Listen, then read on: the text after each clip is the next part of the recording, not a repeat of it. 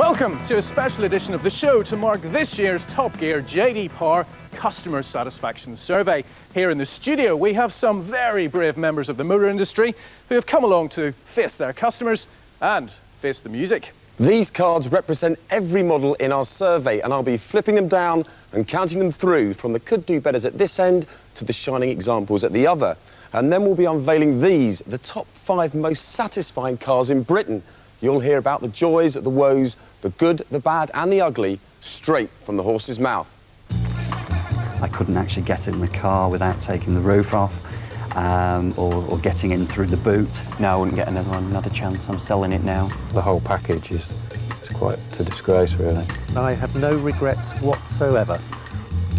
But first, before we get stuck into this year's survey, here's Vicky and Tiff with a bit of background info.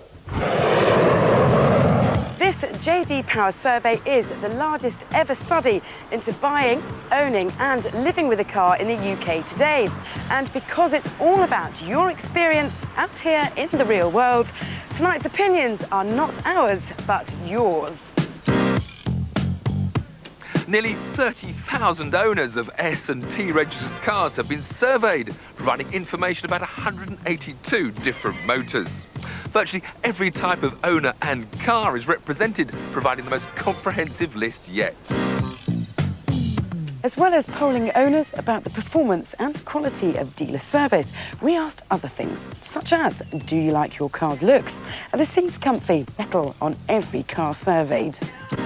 This list is the result of all that hard work and places all 182 cars in order of what you lot think of owning them.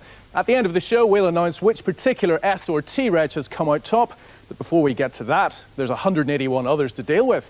Adrian. So to the worst first. It was the Vauxhall Sintra last year, you may recall. So let's see what sat in the cheap seats this time round. The Sintra again, well, consistent if nothing else, I suppose. Mercedes V-Class, riddled with faults. Alfa Romeo, you like its looks but not cost of ownership.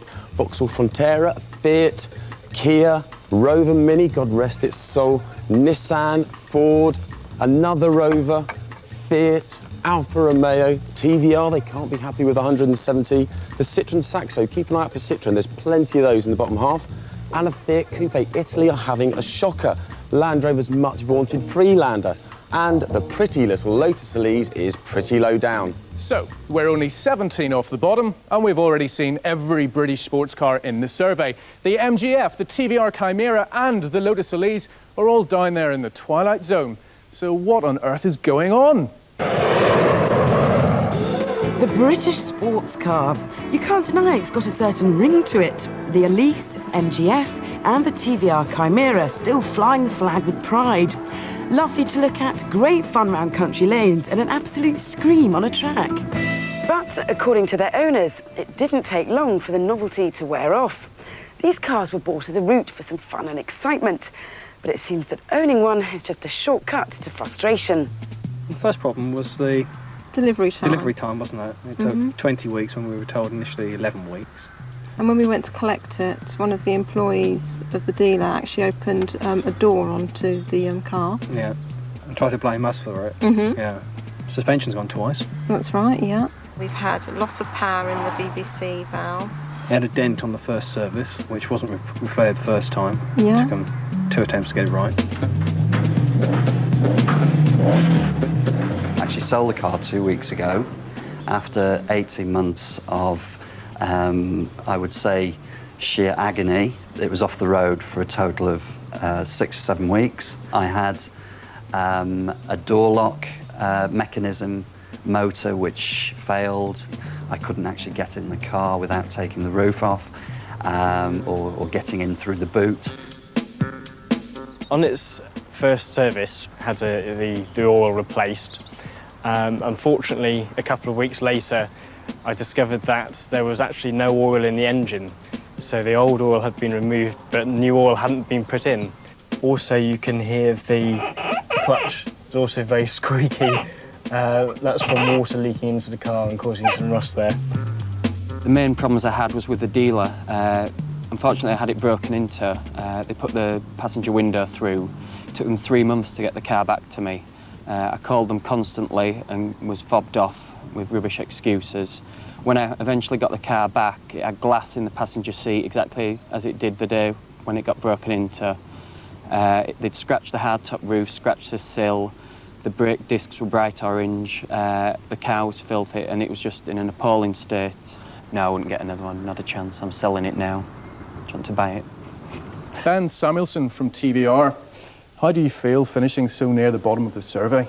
Well, to be frank, we were extremely surprised as to where we finished, because we went out and did our own research and have found that the vast majority of our customers are extremely happy with their cars, that they come back again and again, because there's no way of getting that sort of, you know, performance and quality for the money anywhere else. John Messent from Lotus. Lots of trouble, usually serious. That was what Lotus once stood for. How are you going to improve your position? Well, I think there's a couple of issues here. Firstly, you're looking at cars from a couple of years back.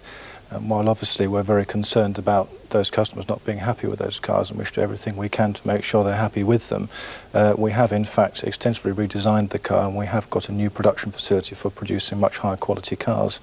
So we are as happy as we can be, although not complacent in the circumstances. We're doing everything we can to make our customers happier.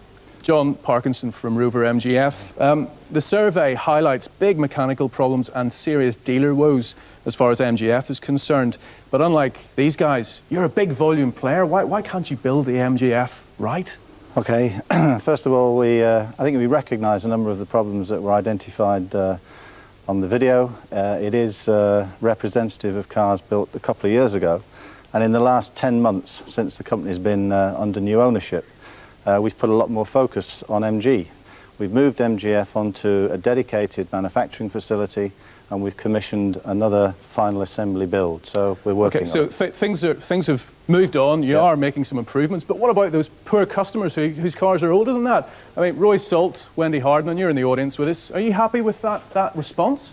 Not at all. No. Roy? Definitely not. I mean, if he wants people to come back for more business, then he better sort out the customers he's had in the past. Wendy, because I won't be buying another one. Wendy, you going to have another MGF? Definitely not. I mean, I used to drive MG before I had the children. And once the children left home, I decided that once again, I would go with a vehicle that used to have a fabulous reputation. Never again. Never again. And when it comes to being entertained in your car, the Lexus LS400 wins again. It's got the most appealing sound system by far. So, what would you like to listen to on it? Well, the best sounding car, of course. The TVR Chimaera. Its owners love its exhaust note, and I think they've got a point.